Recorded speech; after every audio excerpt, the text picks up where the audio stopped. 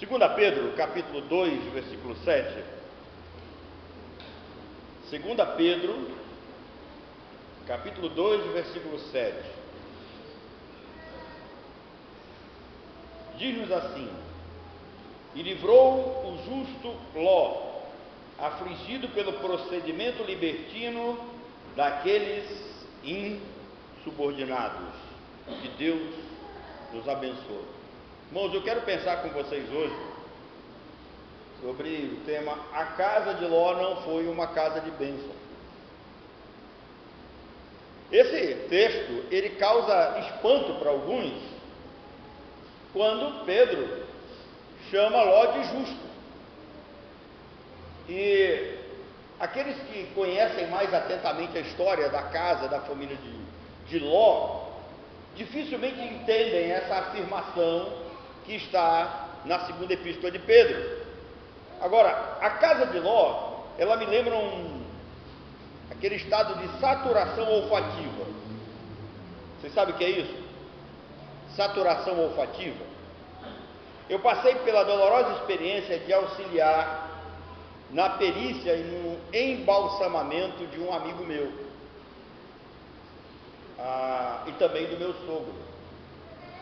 Eu participei do embalsamamento e da perícia do Dutra, e também do meu sogro. E após algumas horas de trabalho, eu fui convidado pelo legista a almoçar com ele. E eu pensei, é impossível que esse cara esteja falando sério. E eu perguntei dele: isso é sério? Ele disse: vamos almoçar. Eu falei: cara, eu não tenho condições de beber água, porque tal experiência foi assim, extremamente dolorosa, e também aquele cheiro de sangue, aqueles corpos já começando a se decompor, e aquele homem trabalhando com a maior naturalidade, cortando aquilo, manipulando, aplicando formol, e depois ele olha para mim assim e diz assim: vamos almoçar. Como é impossível comer nesse dia. Irmãos, tal experiência me ensinou que as pessoas se acostumam com aquilo que nos dá náusea. As pessoas se acostumam com aquilo que nos dá náusea. Certos cheiros, quando nós nos acostumamos com eles, nós já não sentimos mais. E isso requer muito cuidado da nossa parte. Isso é muito parecido com a casa de Ló, e que estavam habituados com a podridão daquela localidade onde eles viviam, a região de Sodoma e Gomorra. Assim como o odor dos cadáveres apodrecendo não mais incomodam os legistas do IML. Aqui cabe uma pergunta: será que há alguma diferença entre os dias de Sodoma e os nossos dias? Creio que não. Talvez os nossos dias, pela quantidade de pessoas no mundo, tenham se tornado pior. Vocês já prestaram atenção nos protestos contra o governo Bolsonaro? Ideologias diabólicas inspiradas em mentes sodomizadas, prostituídas e, sobretudo, pervertidas. Quando Paulo diz assim: olha, não vos conformeis com este mundo, significa não tomar a forma do mesmo. A casa de Ló, ela estava habituada a toda aquela sujeira que imperava naquela sociedade sodomita. Não lhes causava impacto, não os incomodava, assim como boa parte da população do Brasil já está habituada a uma sociedade pervertida. As universidades, que têm a incumbência de formar o caráter cultural do nosso país, tornaram-se bolsões de drogados e de sodomitas. Agora, por que a casa de Ló não foi uma casa de bênção?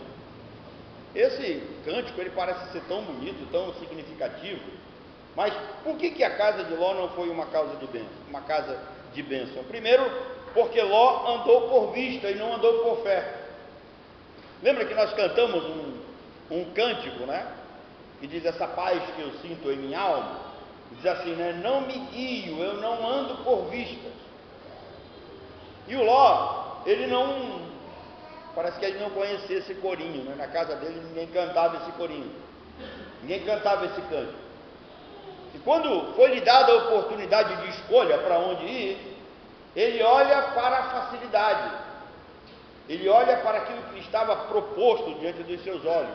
A Bíblia chama isso de concupiscência dos olhos. E o que é concupiscência dos olhos? É a busca por bens materiais, em primeiro lugar.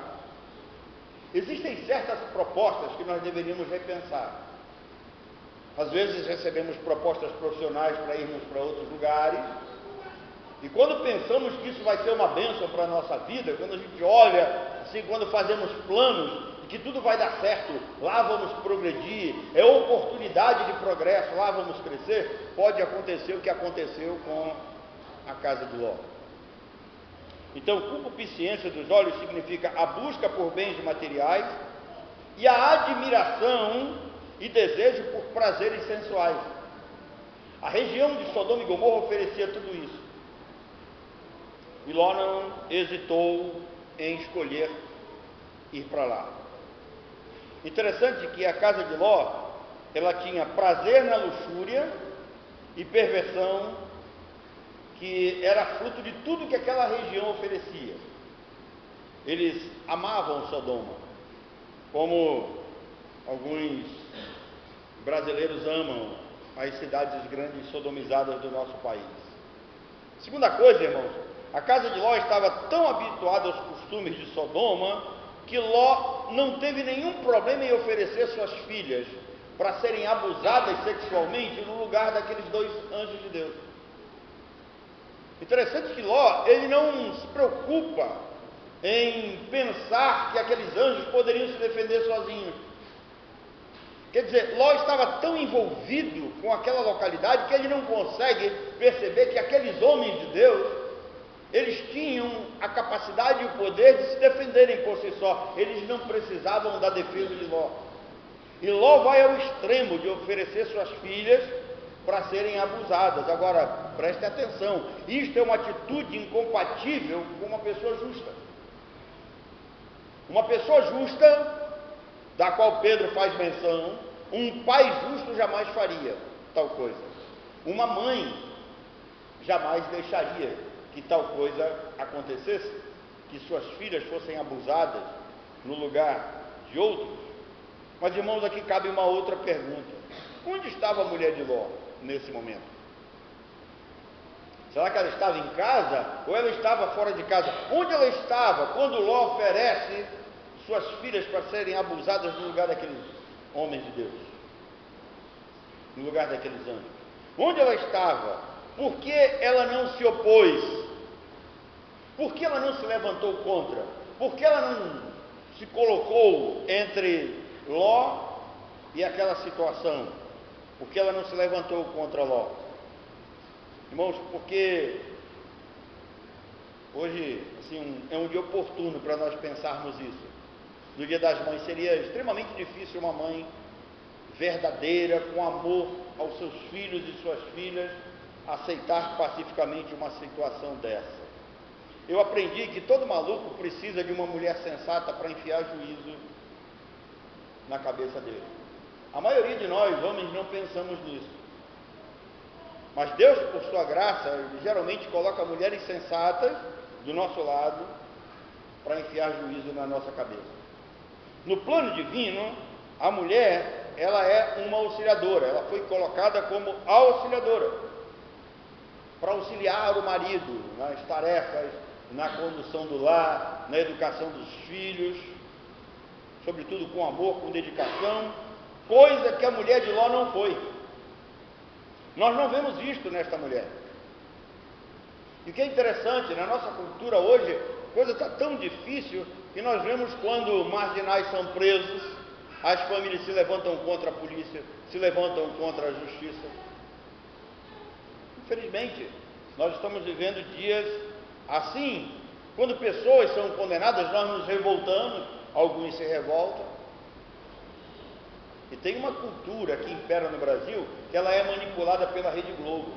Você já parou para pensar, você que gosta de assistir novela, você que é ligado nas novelas? Eu conheço uma família que mora ali, né, num bairro ali muito próximo de nós, que adoram uma novela. Todas as vezes que eu chegava na casa deles para visitar, eles estavam na novela. Eu vi aquele casal torcendo para que adultério acontecesse. Sabe como? Sabe aquela situação em que o marido ditador, autoritário, ele machuca a mulher, ele bate na mulher, e de repente aparece um mocinho bonzinho que se apresenta para cuidar dela, para tratar dela, e parece que está rolando um romance entre os dois, e você vai ficar de que lado? A negada se coloca do lado do mocinho para acontecer o adultério. A negada se coloca do lado da injustiça, porque aquilo que toca aos nossos sentimentos, nós não temos muita preocupação se ela está indo de encontro às Escrituras ou não, ou contra os princípios divinos. Nós não temos essa preocupação.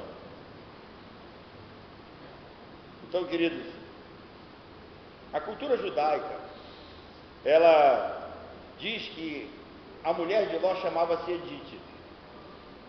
Se você procurar nas Escrituras, na Bíblia, a Bíblia não diz o nome dela. Mas a cultura judaica, ou parte dela, acredita que o nome dessa mulher era Judite.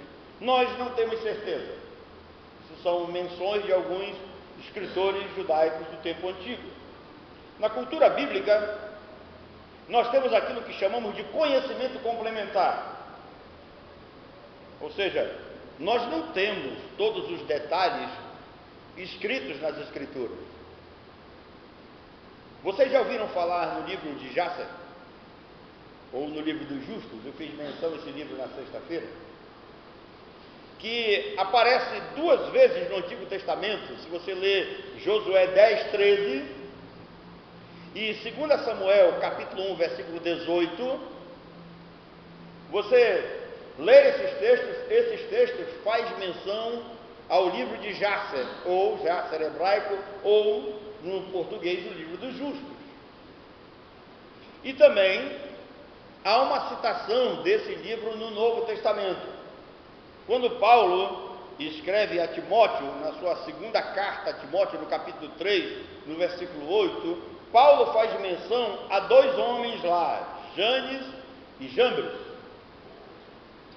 Agora, Paulo diz que eles se opuseram a Moisés, que eles resistiram a Moisés, que eles criaram problema para Moisés. Interessante que se vocês lerem o Pentateuco inteiro, vocês não vão encontrar esse fato. Vocês podem ler o Antigo Testamento todinho, que vocês não vão encontrar o nome desses 2 homens. Então aqui cabe uma pergunta: de onde Paulo tirou esta ideia? De onde Paulo tirou este fato? Do livro dos Justos.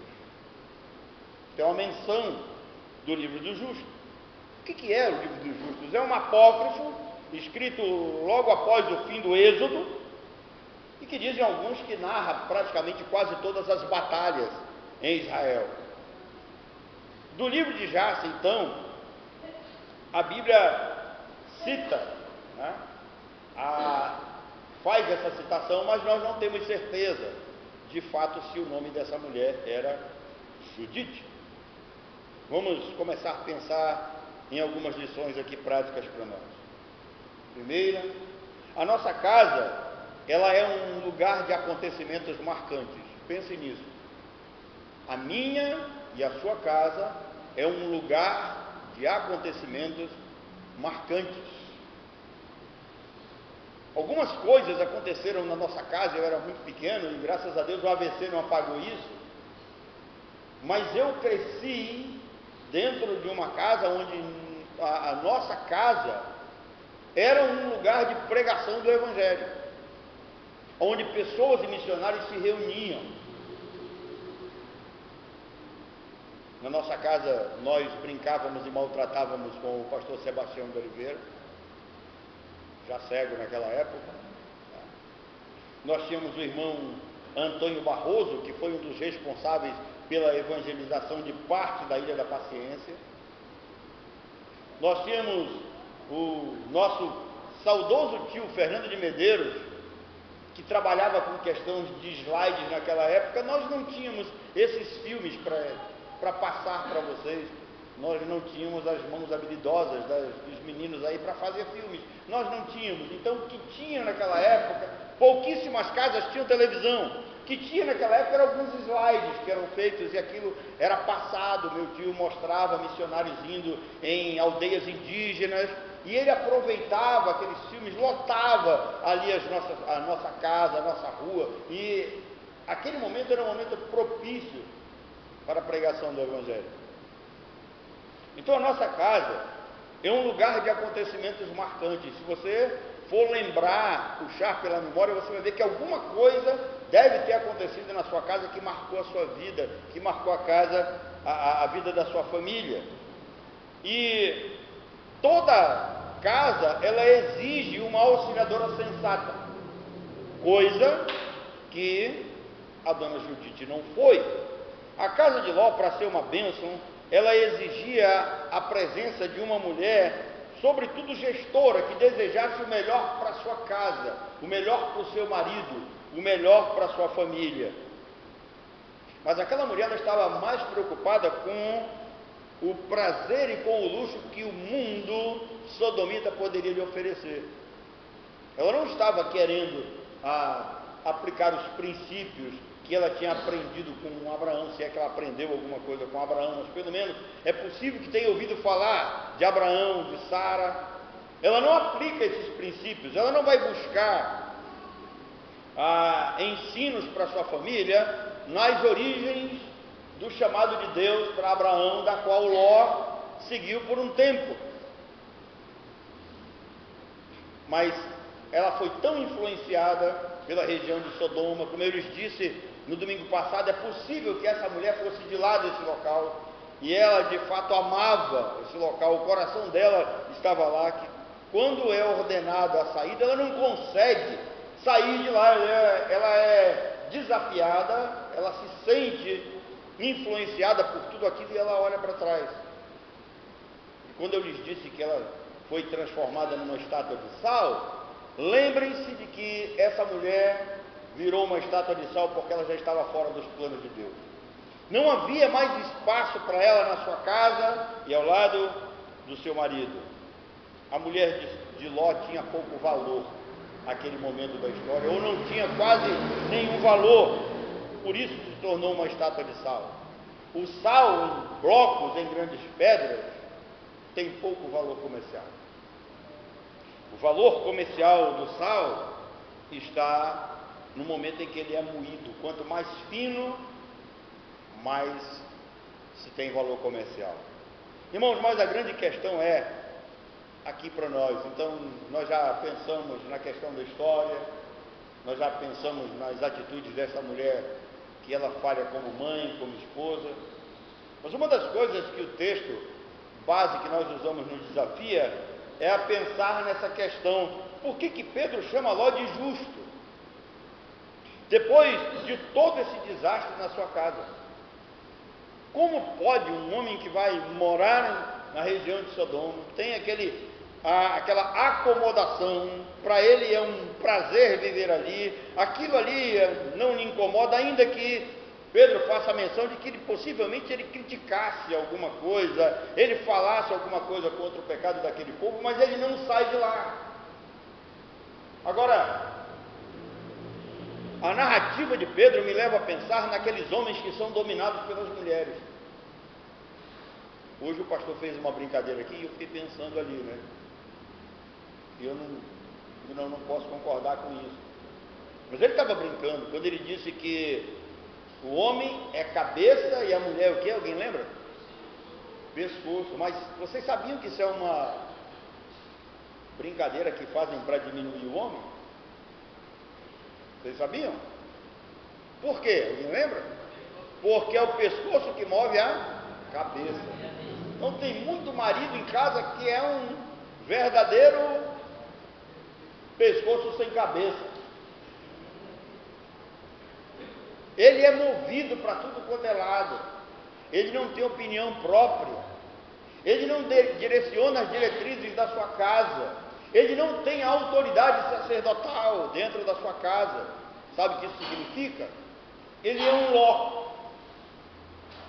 No momento que Pedro faz essa narrativa, que Ló mora em Sodoma, que as práticas daquela região o incomodavam, que ele tinha uma certa discussão com aquele povo, por causa das suas práticas, mas ele mora lá, ele vive lá, foi o lugar que ele escolheu para morar. Lembra da saturação olfativa? Aquilo não o incomodava ao ponto de ele sair de lá, ele conseguia conviver com tudo aquilo. Como pode um justo conseguir conviver com tudo aquilo? Vocês sabem qual é a resposta, querido? É que salvação é pela graça, não é por méritos morais. Hoje o pastor enfatizou na questão doutrinária que nós pregamos aqui, e isto aqui é uma doutrina bíblica séria, que deve ser entendida, aprendida e praticada por todos nós. A salvação é pela graça e não é por méritos morais, como ensinam a maioria dos pregadores atuais. Não esperem um homem ser salvo por boas obras. Não esperem um homem ser salvo por pureza moral, porque ele não tem. Porque facilmente o homem acostuma-se facilmente a esses lugares, como Sodoma e Gomorra. Pedro diz assim: olha, não tomem a forma, não sigam o modelo desse mundo. E Ló estava vivendo nessa situação. Salvação pela graça. Davi vai nos dizer uma coisa: bem-aventurado, ou seja, feliz aquele a quem Deus não atribui pecado. Não significa que ele não tenha, Ló tinha seus pecados, seus defeitos, mas Deus não leva em conta. E aí o apóstolo Paulo vai nos fazer pensar num outro ponto doutrinário nosso, que é a segurança eterna de salvação. Quando nós abrimos a boca e afirmamos que uma vez salvo, salvo para sempre, e aí Paulo vem e diz assim para nós: onde abundou o pecado, superabundou a graça. Ló estava envolvido com todo tipo de sujeira, acomodado com tudo aquilo, e a graça de Deus foi maior do que aquilo, e Deus envia aqueles anjos para resgatar Ló de lá, para tirá-lo de lá. Irmãos, num outro momento, nós vamos pensar aqui sobre por que Deus não transformou as duas filhas de Ló numa estátua de sal, como fez com a mulher dele. Quando estas embebedaram o pai e mantiveram relações íntimas com o próprio pai, da onde nascem duas nações que foram extremamente problemáticas à vida em Israel. Por que Deus não interfere? Eu vi um pregador na internet dizendo o seguinte: Deus não interfere na vontade dos seres humanos. Se ele não interfere, então por que ele transformou a mulher de Ló numa estátua de sal?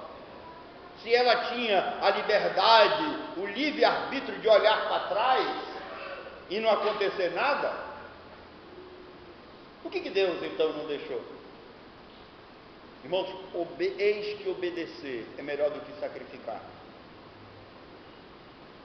Tem uma coisa que nós precisamos aprender na questão da doutrina da eleição e da predestinação: nós somos livres para fazer, mas nós não somos livres para fugir das consequências.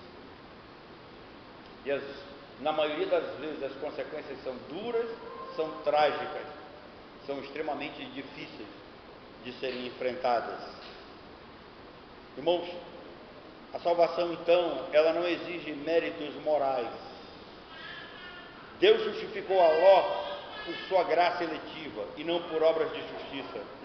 Ló creu na promessa que Deus deu a Abraão. Ló creu na promessa que Deus deu a Abraão. Então Ló foi justificado por graça por meio da fé. Não foi por suas obras. Que Deus, irmão, fortifique a nossa fé na sua graça soberana. Que em nenhum momento nós venhamos a perder de vista que Deus escolhe a quem Ele quer, independente de quem é esta pessoa. Deus abateu a mulher de Ló, mostrando que ele tem vasos de ira preparados para a perdição.